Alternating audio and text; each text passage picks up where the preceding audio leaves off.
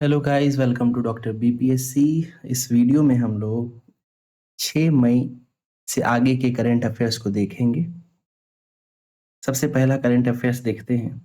इसमें है, प्रधानमंत्री मोदी के बाद अब रक्षा मंत्री राजनाथ सिंह भी नहीं जाएंगे रूस। न्यूज़ क्या है? तो रक्षा मंत्री राजनाथ सिंह रूस के दौरे पर 9 मई को मॉस्को जाने वाले थे विक्ट्री डे परेड में शामिल होने के लिए, लेकिन अब वो नहीं गए थे। नहीं जाने का कारण क्या था? तो उस समय जो है मई के महीने के आसपास भारत एवं पाकिस्तान के मध्य जो विवाद की स्थिति उत्पन्न हुई थी और ऑपरेशन सिंदूर के बारे में भी आप जानते होंगे। तो उसी कारण से जो है प्रधानमंत्री के साथ-साथ रक्षा मंत्री भी, जो कि विक्ट्री डे परेड में जाने वाले थे, नहीं गए थे और उनके स्थान पर जो है रक्षा राज्य मंत्री संजय सेठ जो है वो भारत का प्रतिनिधित्व करने गए थे। जहाँ तक विक्ट्री डे परेड की बात है, तो ये रूस ने द्वितीय विश्व युद्ध में जर्मनी पर सोवियत विजय की 80वीं वर्षगांठ के अवसर पर मनाया था, ठीक है? तो सोवियत यूनियन जो है उसका जर्मनी पर जो जीत हुई थी, उसके उपलक्ष्य में विक्ट्री डे परेड मनाया जा रहा था। तो प्रधानमंत्री तो नहीं ही गए थे, इसके अलावा रक्षा मंत्री भी उसमें शामिल नहीं हो पाए। अगला है, भारत बने डेटा सेंटर का हब। तो ये जो है आपको मेंस के पर्पस से ज़्यादा इम्पोर्टेंट है। बहरहाल फिर भी हम लोग कुछ चीज़ें यहाँ पे देख लेते हैं। जैसे 2020 में देश की कुल डेटा सेंटर क्षमता करीब 350 मेगावाट थी, जो 2024 तक बढ़कर 1400 मेगावाट तक पहुंच गई है। ठीक है, 2030 तक इसमें 4 से 5 गुना वृद्धि की संभावना जताई जा रही है। भारत में डेटा सेंटर की प्रमुख हब मुंबई, पुणे, चेन्नई, बेंगलुरु, हैदराबाद और एनसीआर क्षेत्र है, नेशनल कैपिटल रीजन। ठीक है, इसके अलावा ये मेंस के पर्पस से हमारे लिए ज़्यादा इंपॉर्टेंट होगा। तो हम लोग जब मेंस को कवर कर रहे होंगे, मेंस से संबंधित करंट अफेयर्स को, तो वहाँ इन चीज़ों को डिटेल में देखने का प्रयास करेंगे। अगला करंट अफेयर्स है इंसानियत की शक्ति। ये भी जो है आपको मेंस के पर्पस से ज़्यादा इम्पोर्टेंट है। ये आपको यूपीएससी का जो जीएस पेपर 4 होता है, इथिक्स इंटीग्रिटी वाला, उसमें ये काफ़ी इम्पोर्टेंट हो सकता है। तो ये देखिए, एक प्रेरणादायक न्यूज़ है। क्या हुआ था? तो तेलंगाना के निज़ामाबाद में एक प्रेरणादायक घटना सामने आई, जहां एक जज ने अदालत के बाहर आकर एक विकलांग दंपत्ति का बयान लिया और फैसला सुनाया। यह दंपत्ति चलने में असमर्थ था, इसलिए जज का उनके पास जाकर फैसला सुनाना इंसानियत का एक अनूठा उदाहरण है। तो इस तरीके का न्यूज़ भी काफ़ी प्रोत्साहित करने वाला रहता है। इसे आप लोग देख सकते हैं। मेंस में काफ़ी अ, अच्छा होगा अगर आप इन चीज़ों को कोट करेंगे, लिखेंगे। अगला है, महिलाओं की साक्षरता दर में वृद्धि, शिक्षा मंत्री। क्या न्यूज़ है? प्रदेश जदयू कार्यालय में आयोजित जन सुनवाई कार्यक्रम में शामिल होने के बाद शिक्षा मंत्री सुनील कुमार ने, देखिए पहले तो ये याद रखिएगा अभी शिक्षा मंत्री हैं कौन? तो शिक्षा मंत्री हैं सुनील कुमार। ठीक है, तो इनका नाम आप लोग जरूर याद रखेंगे। शिक्षा मंत्री कौन है? शिक्षा मंत्री हैं सुनील कुमार। ठीक है, तो सुनील कुमार ने कहा कि मुख्यमंत्री नीतीश कुमार के नेतृत्व में बिहार में सुशासन स्थापित हुआ है और राज्य में सर्वांगीण विकास की दिशा में उल्लेखनीय प्रगति की है। शिक्षा और स्वास्थ्य जैसे बुनियादी क्षेत्र में उल्लेखनीय प्रगति हुई है। विशेष रूप से महिलाओं की साक्षरता दर पहले जहां 34% थी, अब बढ़कर लगभग 74% हो गई है। ये देखिए, ये शिक्षा मंत्री सुनील कुमार के द्वारा कहा गया है। आंकड़े हमारे लिए जरूरी नहीं है, आंकड़े हम लोग जो जनगणना में आएंगे उसके द्वारा जो आंकड़े बताए जाएंगे उसे हम लोग याद रखेंगे। यहाँ से बस वर्तमान में बिहार के शिक्षा मंत्री कौन है? तो सुनील कुमार है, इसे आप लोग याद रखेंगे। चलिए अगला न्यूज़ देखते हैं, डिजिटल लोकतंत्र से वंचित समाज की सुध। तो ये न्यूज़ जो है इसे भी हम लोग मेंस पर्पस से ज़्यादा इंपॉर्टेंट मान सकते हैं, तो इसे हम लोग स्किप करेंगे, आगे बढ़ते हैं। अगला न्यूज़ है, सीधे विंझिंजम में उतरेंगे भारत आने वाले कंटेनर। तो ये देखिए काफ़ी इंपॉर्टेंट है, वेरी वेरी इंपॉर्टेंट आप कह सकते हैं। विंझिंजम में एक पोर्ट बना है, ठीक है, और ये अदानी समूह के द्वारा निर्मित किया गया है केरल में, और ये अरेबियन सागर में जो है इसका, अरब सागर में इसका निर्माण किया गया है। तो ध्यान देंगे कि ये दुनिया का सबसे मतलब भारत का जो है एक डीप वाटर कंटेनर जो बनाया गया है, ठीक है। तो नाम क्या है? विंझिंजम, ठीक है, विंझिंजम। चलिए आगे देखते हैं। अच्छा, ध्यान ये भी देंगे, ये इंपॉर्टेंट है कि विंझिंजम जो है एक deep water container transshipment port है और यहाँ दुनिया का सबसे बड़ा कंटेनर शिप द तुर्की भी आया था। ठीक है, तो नाम क्या है दुनिया का सबसे बड़े कंटेनर शिप का? नाम था द तुर्की। ठीक है, चलिए जहां तक विंझिंजम पोर्ट की बात है तो ये कोच्चि से 230 किलोमीटर की दूरी पर है। ठीक है, कोच्चि से 230 किलोमीटर की दूरी पर है। अगला न्यूज देखते हैं। अगला है थैलीसीमिया रोगियों के लिए सामूहिक प्रयास करें, ऐसा गुप्ता जी ने कहा है। ठीक है, तो अंतर्राष्ट्रीय थैलीसीमिया दिवस 2025 के अवसर पर एक विशेष जागरूकता अभियान चलाया जा रहा था। इस दौरान अध्यक्ष विजेंद्र गुप्ता जो है उन्होंने थैलीसीमिया रोगियों के देखभाल, गरिमा और आशा भरे भविष्य की दिशा में सामूहिक प्रयास को बढ़ावा देने की बात कही है। ठीक है, अंतर्राष्ट्रीय थैलीसीमिया दिवस के अवसर पर लाल रोशनी से सराबोर दिल्ली विधानसभा। ठीक है, और ध्यान देंगे कि थैलीसीमिया के लिए जो दिवस मनाया गया है तो उसे ब्रिंग लाइट टू थाल अभियान शुरू किया गया था। ब्रिंग लाइट टू थाल। अगला है नालसा के कार्यकारी अध्यक्ष के रूप में जस्टिस सूर्यकांत नामित। ठीक है, तो नालसा यानी राष्ट्रीय विधिक सेवा प्राधिकरण नालसा के कार्यकारी अध्यक्ष के रूप में जस्टिस सूर्यकांत नामित हुए हैं। ठीक है, राष्ट्रपति द्रौपदी मुर्मू ने इन्हें बनाया है।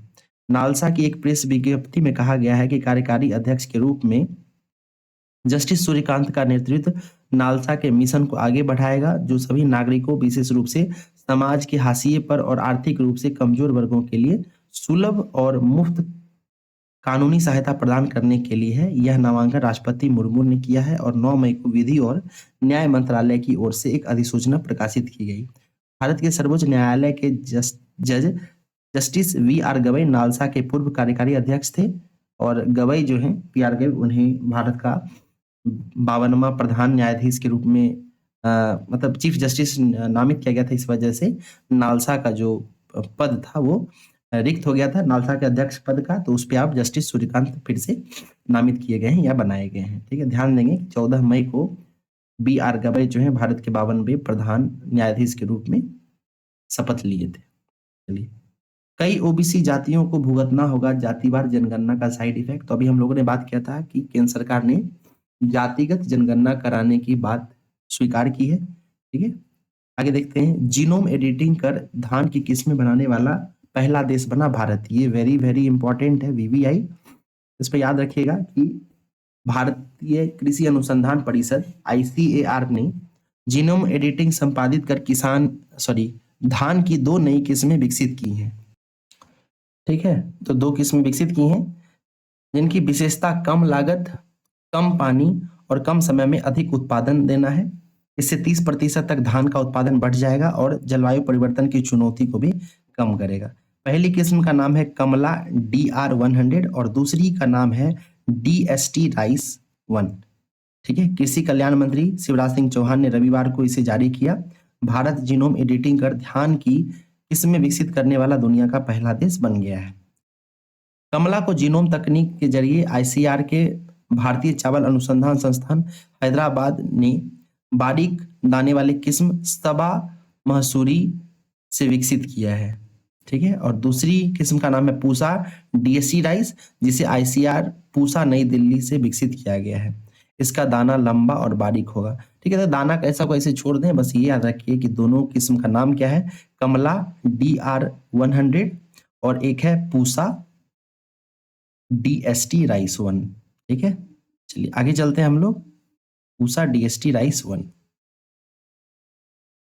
अगला करंट अफेयर्स देखते हैं। नेक्स्ट न्यूज है रक्षा कवच के सितारे। तो देखिए इसे हम लोग स्किप कर सकते हैं, मेंस में काफी इंपॉर्टेंट रहेगा। इस न्यूज आर्टिकल में जो है भारत के द्वारा जो विभिन्न प्रकार के मिसाइल्स, रॉकेट और वो जो बनाए गए हैं उनका ब्यौरा दिया गया है, तो इसे हम लोग मेंस के पर्पज से देखेंगे। आगे चलते हैं। अगला है इन एयर डिफेंस सिस्टम ने भारत को बनाया अभेद। तो भारत का इन एयर डिफेंस सिस्टम कौन कौन सा है, तो S-400 है। ठीक है, MRSM, ठीक है, MRSM भी हम लोगों ने पढ़ा है, ये DRDO के द्वारा बनाया गया था। S-400 का भी अभी हम लोगों ने चर्चा किया है, आकाश के बारे में बात किया है। ठीक है, तो इसे हम लोगों मेंस के पर्पज से ज्यादा इंपॉर्टेंट है, इसे स्किप कर सकते हैं। राष्ट्रीय स्वच्छ गंगा मिशन को कर्ज छूट का दर्जा। तो ये न्यूज क्या है ये समझिए।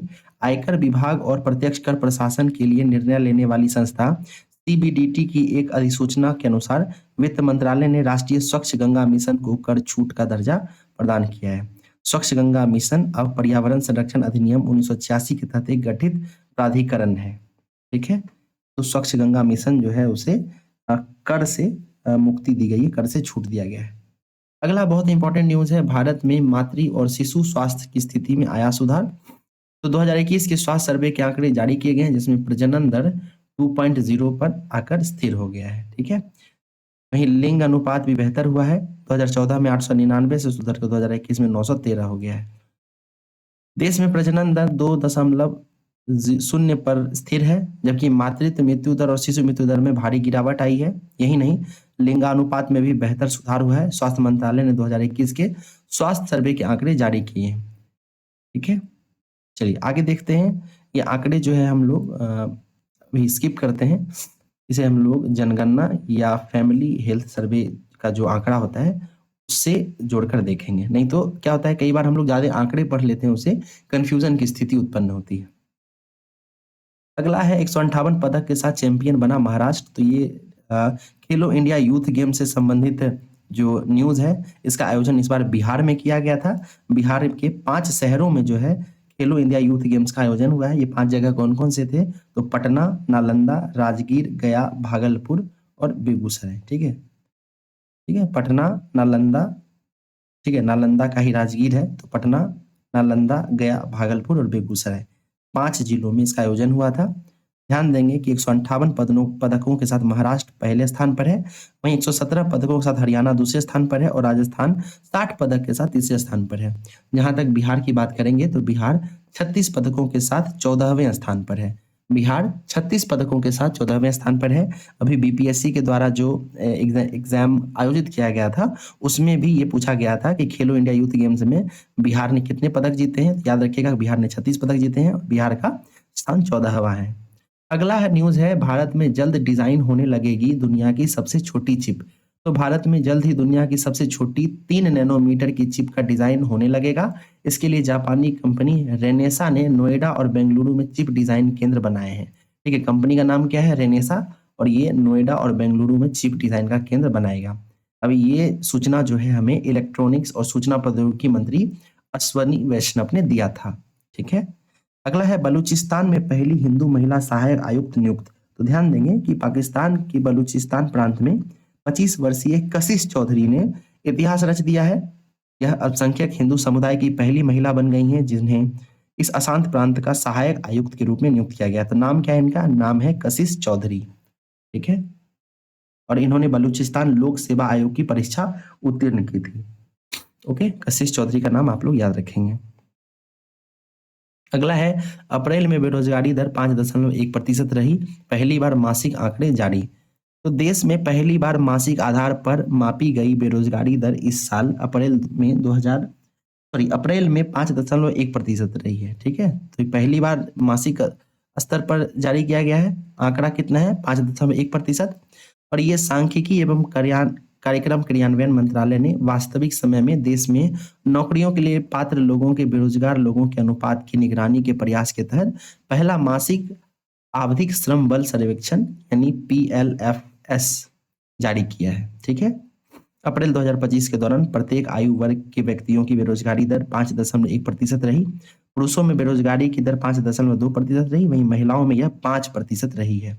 इस दौरान देश भर में 15 से 29 वर्ष के आयु के लोगों में बेरोजगारी दर 13.8% है। कितनी ज्यादा है आप देख सकते हैं।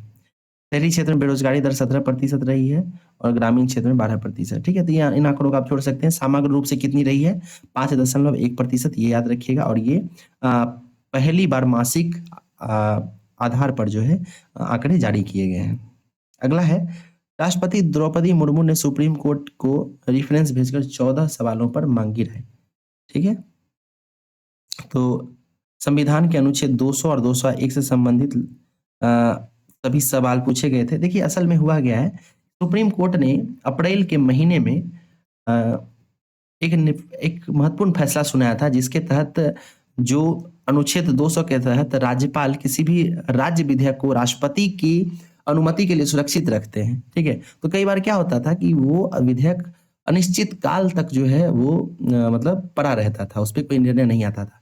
तो सुप्रीम कोर्ट ने एक निर्णय लेते हुए राष्ट्रपति को ये ऑर्डर दिया एक प्रकार से कि उसे 3 महीने के अंतर्गत जो है, ठीक है, किसी भी राज्य विषय से संबंधित विधेयक पर निर्णय लेनी होगी।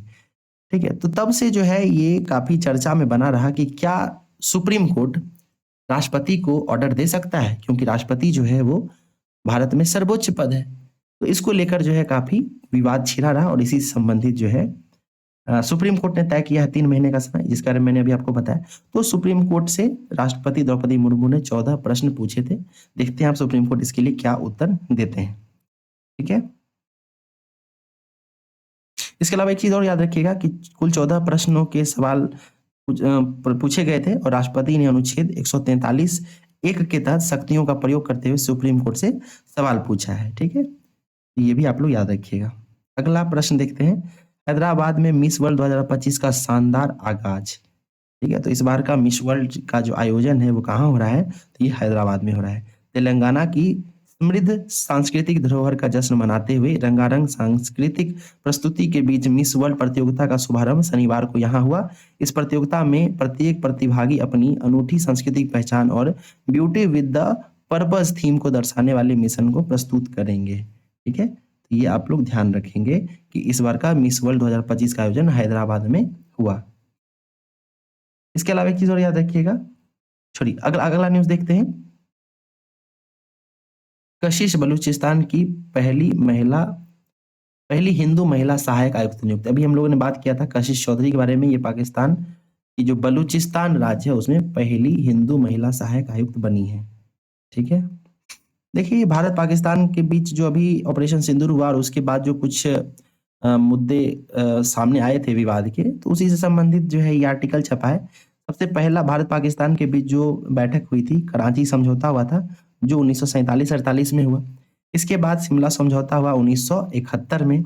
इसके बाद कराची समझौते के बाद ताशकंद समझौता हुआ था 1965 में। तो कराची समझौते में प्रधानमंत्री जवाहरलाल नेहरू ने हिस्सा लिया था। वहीं ताशकंद समझौते की बात करें तो इसमें लाल बहादुर शास्त्री शामिल हुए थे। फिर शिमला समझौता 1971 में हुआ। ठीक है, और ये बांग्लादेश युद्ध के बाद हुआ था। इसमें इंदिरा गांधी और जुल्फिकार अली भुट्टो जो है इसमें शामिल हुए थे। फिर आगरा शिखर सम्मेलन भी हुआ था जिसमें प्रधानमंत्री अटल बिहारी वाजपेयी और पूर्व पाकिस्तान के जो राष्ट्रपति रहे थे उन दोनों ने हिस्सा लिया था। ठीक है, तो इस तरीके से हम लोग 4 जो है अलग अलग समझौतों को देख सकते हैं। अगला है भारत पाकिस्तान संघर्ष में खुली चीनी हथियारों की पोल। तो अभी जो ऑपरेशन सिंदूर हुआ था और उसके बाद जो संघर्ष दिखा भारत और पाकिस्तान के मध्य, तो उसमें पाकिस्तान की तरफ से बहुत सारे चीन में निर्मित हथियार प्रयोग किए गए थे। तो उसके ही बारे में जो है बात इसमें कहा गया है। ठीक है, आगे चलते हैं। स्वदेशी एयर डिफेंस प्रणाली आकाश का शानदार रहा प्रदर्शन। तो आकाश जो है इसे हम लोग जरूर ध्यान रखेंगे, पूछा जा सकता है आकाश क्या है? तो ये स्वदेशी एयर डिफेंस सिस्टम है। यह जल थल नभ की सीमाओं में मजबूत दीवार बन गई है और वायुसेना ने 11 पाकिस्तानी एयरबेस पर हमले किए थे। ये सब देख सकते हैं। पाकिस्तान द्वारा इस्तेमाल किए गए ड्रोन और यूएसवी के कई लेजर को भी स्वदेशी सॉफ्ट और हाई किल काउंटर यूएस सिस्टम ने विफल कर दिया था। ठीक है, ध्यान रखिएगा कि आकाश क्या है? ये आकाश एयर डिफेंस सिस्टम है। इसके अलावा भारत ने S-400 जो कि रसिया से खरीदा गया था, इसका भी प्रयोग किया और काफी सराहनीय जो है डिफेंस सिस्टम रहा है। ठीक है, बहुत सारे ड्रोन हमलों को बेकार कर दिया गया। ठीक है, मुख्यमंत्री ने 208 करोड़ की योजनाओं का किया उद्घाटन और शिलान्यास। तो भागलपुर से न्यूज है। मुख्यमंत्री नीतीश कुमार ने मंगलवार को भागलपुर स्थित सैंडिस कंपाउंड में 20,862.25 लाख रुपए की लागत से 48 विकासात्मक योजनाओं को रिमोट के माध्यम से उद्घाटन किया है। ठीक है, तो इसे स्किप कर सकते हैं क्योंकि ये वर्ष जो है चुनावी वर्ष है, तो इस तरह के न्यूज आपको मिलेंगे।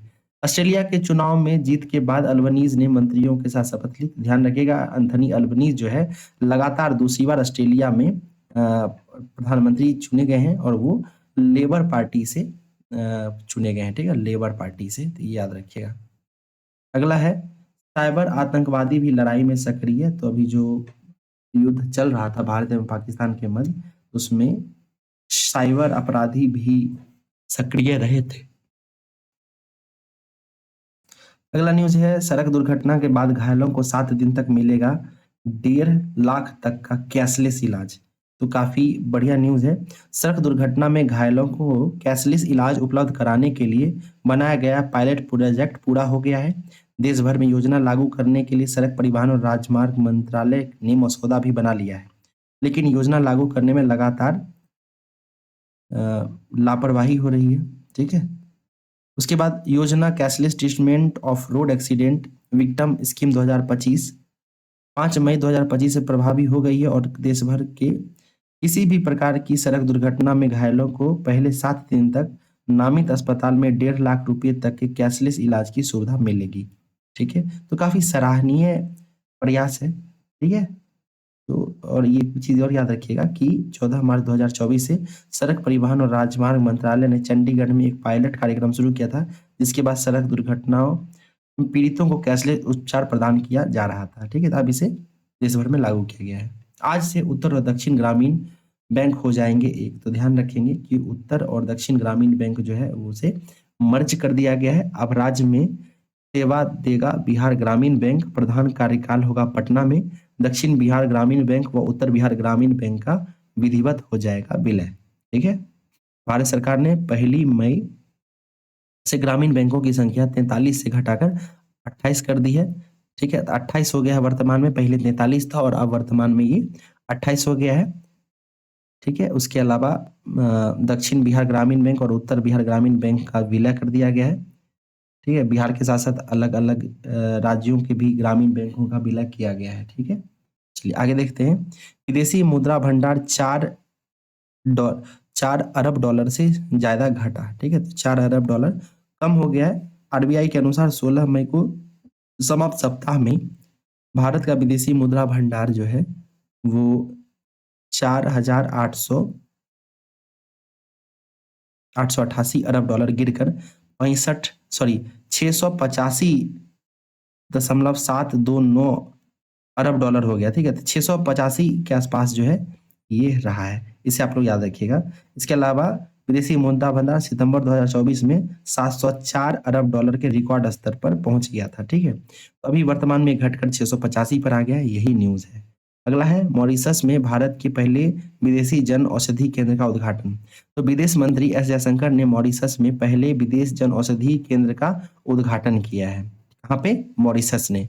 मॉरिशस के प्रधानमंत्री प्रविंद कुमार जगन्नाथ के साथ भारत के पहले विदेशी जन औषधि केंद्र का उद्घाटन दोनों देशों के बीच विशेष रूप से स्वास्थ्य में महत्वपूर्ण क्षेत्र में घनिष्ठ सहयोग को बढ़ावा दे रहा है और उसका ये प्रमाण है। प्रोटीन व स्टेरॉइड के अत्यधिक उपयोग से खराब हो रहे युवा के कूल्हे। तो ये एक रिपोर्ट आया है, इसे हम लोग मेंस में देखेंगे, इसे भी स्किप करते हैं। अगला न्यूज है शीघ्र गठित होगा मछुआरा आयोग, ऐसा दिलीप ने कहा है, ठीक है, दिलीप जायसवाल, ठीक है। तो बहुप्रतीक्षित मछुआरा आयोग के गठन को लेकर भाजपा के प्रदेश अध्यक्ष दिलीप जायसवाल ने शुक्रवार को मत्स्यजीवी प्रकोष्ठा की बैठक में बड़ी घोषणा की। उन्होंने दावा किया कि 15 दिनों के अंदर बिहार सरकार मछुआरा आयोग का गठन कर देगी। मछुआरा आयोग समाज के नेता ही मछुआरा आयोग के सदस्य और अध्यक्ष होंगे, ठीक है। इसे हम लोग आगे देखते हैं।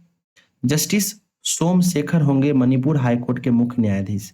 इनका नाम याद रखिएगा, जस्टिस सोमशेखर, ठीक है। जस्टिस सोमशेखर होंगे मणिपुर हाईकोर्ट के मुख्य न्यायाधीश। तो सुप्रीम कोर्ट के कॉलेजियम ने गुरुवार को कर्नाटक हाईकोर्ट के न्यायाधीश केम्पैया सोमेश्वर को मणिपुर हाईकोर्ट का मुख्य न्यायाधीश नियुक्त किया है, ठीक है। तो जो सोमशेखर हैं, केम्पैया सोमशेखर, ये इससे पहले कर्नाटक हाईकोर्ट में न्यायाधीश थे और अब ये वर्तमान में मणिपुर हाईकोर्ट के मुख्य न्यायाधीश बनाए गए।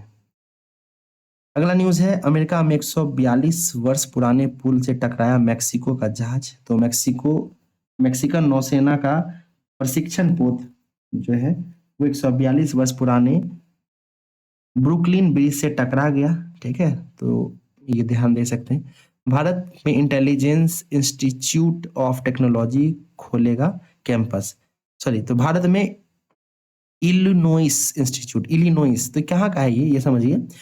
शिकागो का Illinois institute of technology Bharat में अपना कैंपस खोलेगा। इसके लिए विश्वविद्यालय अनुदान आयोग यूजीसी से मंजूरी पाने वाला यह अमेरिका का पहला विश्वविद्यालय बन गया। तो नाम क्या है इसका? इसका नाम है इलिनोइस इंस्टीट्यूट। ठीक है, इलिनोइस इंस्टीट्यूट का परिसर मुंबई में अगले साल से खोला जाएगा और इस संस्थान में कंप्यूटर विज्ञान, इंजीनियरिंग समेत विभिन्न विषयों में स्नातक और स्नातकोत्तर पाठ्यक्रम शुरू किए जाएंगे। तो नाम याद रखिएगा, शिकागो का इलिनोइस इंस्टीट्यूट ऑफ टेक्नोलॉजी।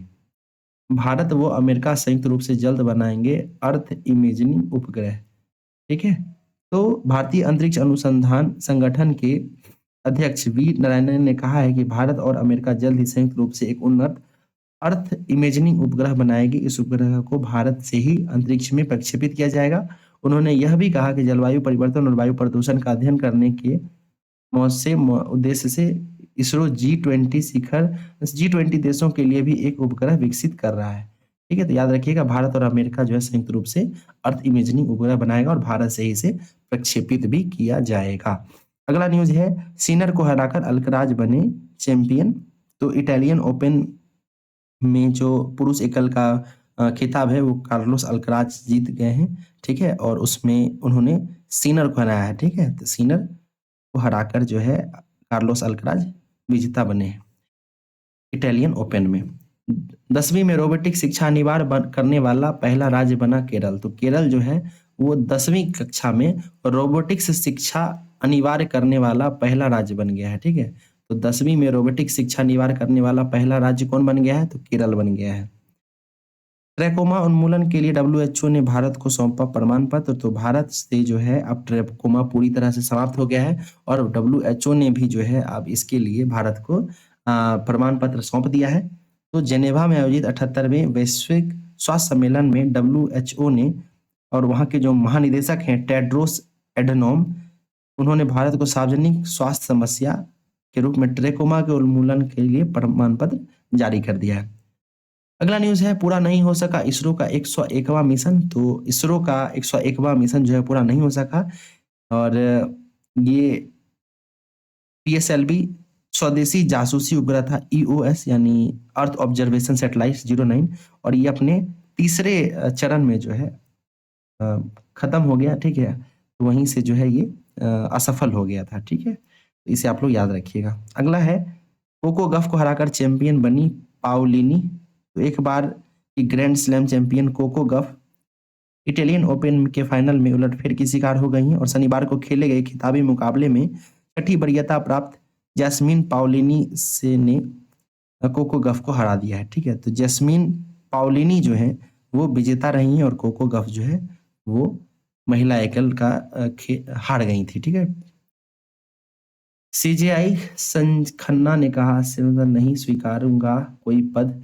तो 51वें चीफ जस्टिस ऑफ इंडिया थे संजीव खन्ना। ठीक है, तो उनसे संबंधित न्यूज है। वहीं 52वें चीफ जस्टिस कौन है? तो इनका नाम है BR गवई। वहीं 50वें चीफ जस्टिस की बात करें तो DY चंद्रचूड़ थे। चलिए अगला न्यूज है, बैजंत पांडा, कनिमोड़ी, सुप्रिया और सिंधे भी करेंगे दल की अगुवाई।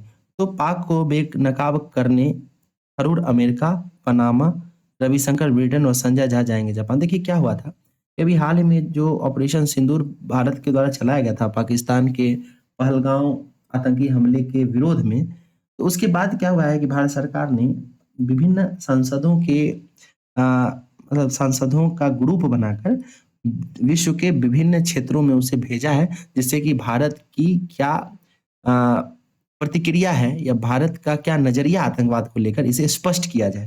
तो इसके लिए जो है कई सारे जो प्रतिनिधि मंडल गए हुए थे। ठीक है, तो लगभग 32 देशों में जो है ये प्रतिनिधि मंडल गए हुए थे। ठीक है, तो इसमें से शशि थरूर ने एक प्रतिनिधि मंडल का अध्यक्षता की, दूसरे का रविशंकर प्रसाद ने, तीसरे का संजय कुमार झा ने, फिर बैजंत पांडा ने किया था, श्रीकांत शिंदे ने किया था, सुप्रिया सुले ने किया था, किरण मोड़ी कनिमोड़ी ने किया था। तो इस तरीके से बहुत सारे प्रतिनिधि मंडल बनाए गए थे। चलिए BR गवई जो है वो 52वें चीफ जस्टिस ऑफ इंडिया बन गए थे, उसी से संबंधित ये न्यूज है। अगला है, ब्रह्मोस मिसाइल को रोकने वाला दुनिया में कोई एयर डिफेंस सिस्टम नहीं है। ठीक है, तो ब्रह्मोस के बारे में जानिए, ये भारत और रूस की सहायता से बनाया गया था। ठीक है, तो उसी से संबंधित न्यूज़ था ये। अगला न्यूज़ देखते हैं। जासूसी उपग्रह EOS-09 आज होगा लॉन्च। तो देखिए ये EOS-09 जो था, अर्थ ऑब्जर्वेशन सैटेलाइट 09, ये इसरो का 101वां मिशन था और ये अभी हम लोगों ने देखा कि ये असफल हो गया था। अपने तीसरे चरण में जो है ये सैटेलाइट असफल हो गया था, ठीक है, और इसे PSLV C61 से प्रक्षेपित किया गया था। अगला है, ये वही है सैटेलाइट EOS-09 जो कि असफल हो गया था। 17 सांसदों को दिया जाएगा सांसद रत्न पुरस्कार। तो सांसद रत्न पुरस्कार जो है वो दिया जा रहा है। ठीक है, इसमें 17 सांसदों को ये दिया जा रहा है, तो उसी का जो है एक लिस्ट दिया गया था। बिहार से मिट्टी और जलवायु अनुकूल खेती को बढ़ावा देने के लिए मिले 3 सम्मान। तो कृषि विभाग को एक निजी संस्थान द्वारा गुरुवार को नई दिल्ली में बिहार से मिट्टी और जलवायु अनुकूल कृषि में किसानों को प्रोत्साहित करने के लिए 3 पुरस्कार से सम्मानित किया गया है। जलवायु स्मार्ट कृषि चैंपियन, जलवायु अनुकूल कृषि कार्यक्रम हेतु, मृदा स्वास्थ्य चैंपियन, संधारणीय कृषि कार्यक्रम हेतु और जल संरक्षण चैंपियन भूमि संरक्षण श्रेणियों में दिया गया है। यह सम्मान विभाग द्वारा कृषि क्षेत्र में किए जा रहे नवाचारों को और टिकाऊ नीतियों को दर्शाता है। ठीक है, नीदरलैंड में डॉक्टर ब्रिज मोहन ने पढ़ा गुलियन बैरे सिंड्रोम का शोध पत्र। ठीक है, तो नाम याद रखिएगा, नाम क्या है, डॉक्टर ब्रिज मोहन। तो इन्होंने गुलियन बैरे सिंड्रोम पर शोध पत्र पढ़ा है, कहाँ पे, नीदरलैंड ने। अगला न्यूज है, पूर्व राज्यपाल सत्यपाल मलिक समेत 8 के खिलाफ घोटाले में आरोप पत्र। ठीक है, सत्यपाल मलिक का नाम आप लोग जानते होंगे। ये जम्मू कश्मीर में जब धारा 370 हटाई गई थी, उस समय जम्मू कश्मीर के राज्यपाल हुआ करते थे। अगला न्यूज है, जेनेवा दौरे पर जाएंगे श्रम संसाधन मंत्री संतोष सिंह। तो अंतर्राष्ट्रीय श्रम संगठन द्वारा 2 से 13 जून तक आयोजित 113वें इंटरनेशनल कॉन्फ्रेंस में भाग लेंगे श्रम संसाधन मंत्री संतोष सिंह। ठीक है, अगला न्यूज है, देश में 32% बढ़े एशियाई शेर। खुशखबरी है, 5 वर्षों के दौरान कुल 217 शेर बढ़े, कुल आबादी बढ़कर 891 हो गई। ठीक है, तो प्रति 4 वर्ष पर जो है शेरों की गणना की जाती है और 10 वर्षों में शेरों की आबादी में 70% का इजाफा हुआ है। चलिए अगला देखते हैं, ई ग्राम स्वराज पोर्टल पर 100% योजनाएं हुई अपलोड। तो चालू वित्तीय वर्ष यानी 2025-26 के लिए बिहार ने एक और बड़ी उपलब्धि हासिल की है। राज्य ने उत्तर भारत में पहला ऐसा प्रदेश बनने का गौरव प्राप्त किया है जहां पंचायती राज मंत्रालय भारत सरकार के ई ग्राम स्वराज पोर्टल पर 100% जिला पंचायत विकास योजना को अपलोड किया है।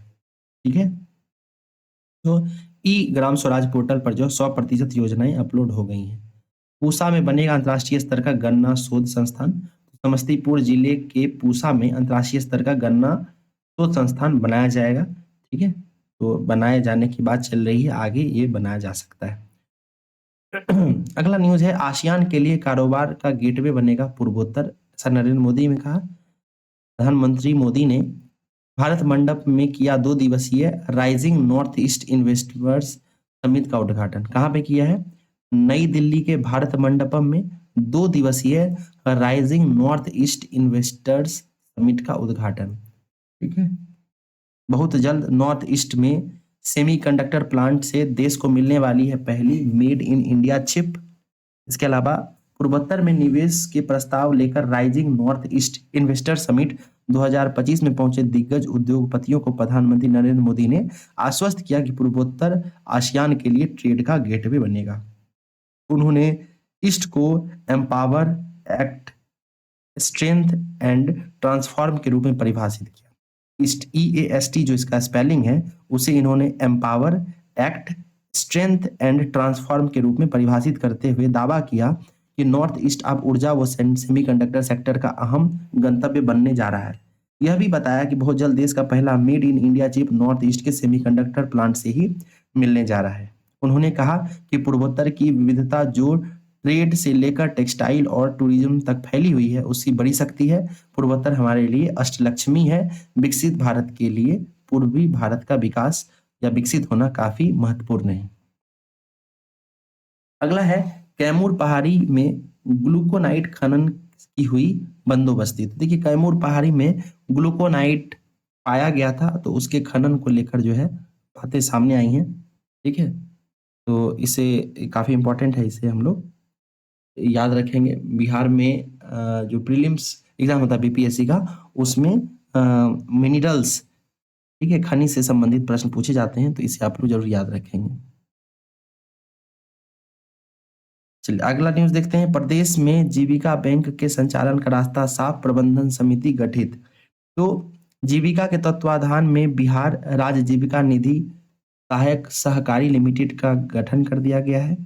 बिहार ग्रामीण जीविकोपार्जन प्रोत्साहन समिति जीविका को वित्तीय सहायता प्रदान करने के लिए शुक्रवार को नवगठित बिहार राज्य जीविका निधि साख सहकारी लिमिटेड के प्रवर्तक सदस्यों को एक दिवसीय बैठक हुई थी।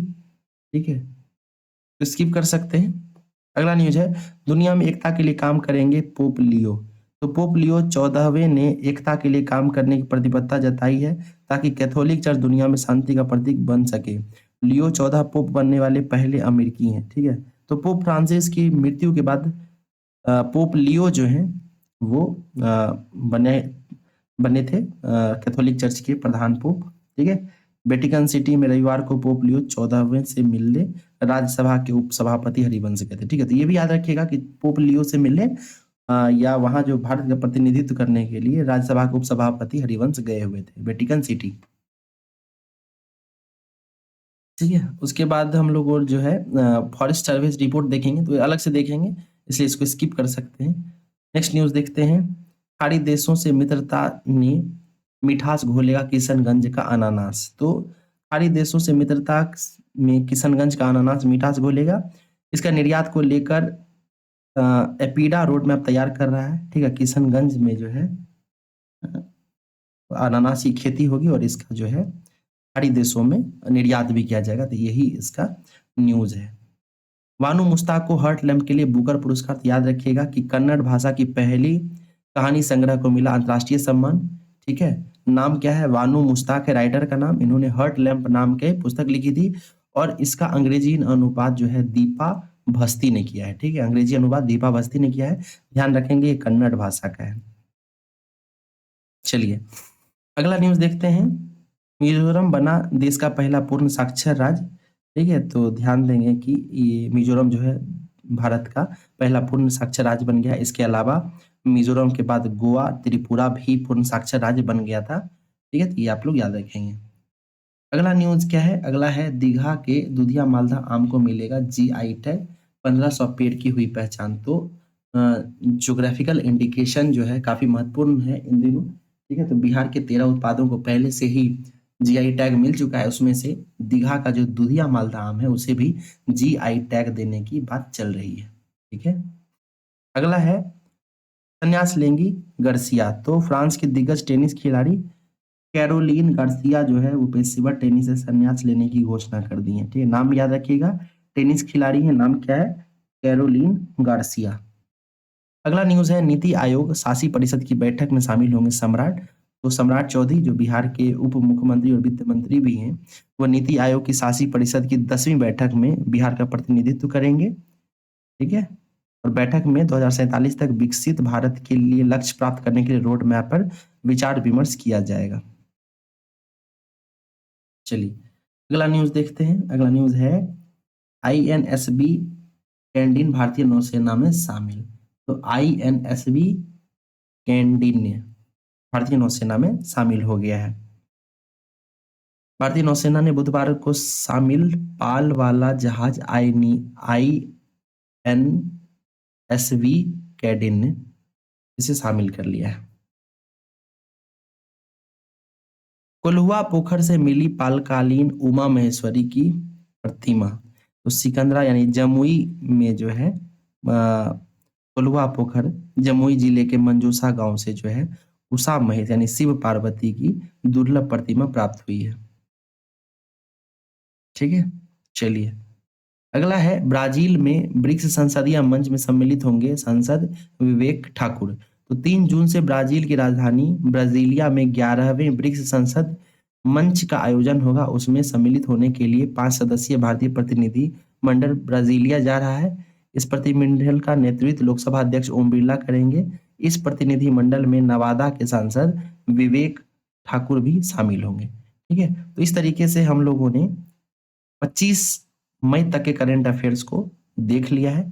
ठीक है, ये 40 मिनट के लगभग का वीडियो है। इसे आप लोग 1 से 2 बार देखेंगे, रिवाइज करेंगे। ठीक है, अगले वीडियो में हम लोग मिलते हैं। तब तक के लिए धन्यवाद।